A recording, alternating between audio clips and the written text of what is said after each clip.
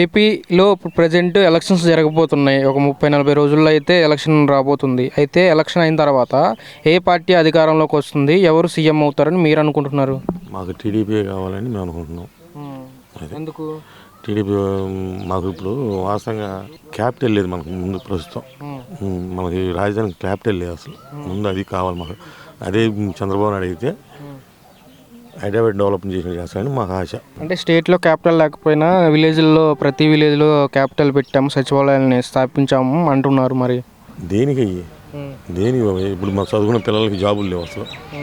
చదువుకున్న పిల్లలు మా బాబు బీటెక్ చేశాడు, సచివాలయం ఎలమెంట్ వెళ్తాడా?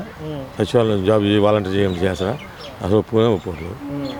బీటెక్ చేసి అందుకనే ఎవరికి జాబులు లేవు. ఈ 5 yearsలో జాబులు ఏ పిల్లలకి లేవు. టీడీపీ వస్తే జాబులు వస్తాయి అనుకుంటున్నారా? జాబులు వస్తాయని మా ఆశ. అభివృద్ధి జరిగిద్దా టీడీపీ వస్తే? కన్ఫామ్ జరిగిద్ది. అందులో మా నియోజకవర్గం నరేంద్ర వర్మను గెలిపించుకుందామని మా ఆశ. బాపట్ల అయితే నరేంద్ర వర్మ గారిని గెలిపించుకుందాం చూస్తున్నా. ప్యూర్ నమ్మకంగా. ఎందుకని నరేంద్ర వర్మ గారే ఎందుకు గెలిపించుకోవాలని చూస్తున్నారు? ఆయన వర్మ గారు మంచి వ్యక్తి కాబట్టి చేసే పని ఏదైనా బాగానే చేస్తున్నాడు. అందుకని నరేంద్ర వర్మని గెలిపించుకుందామని మా ఆశ.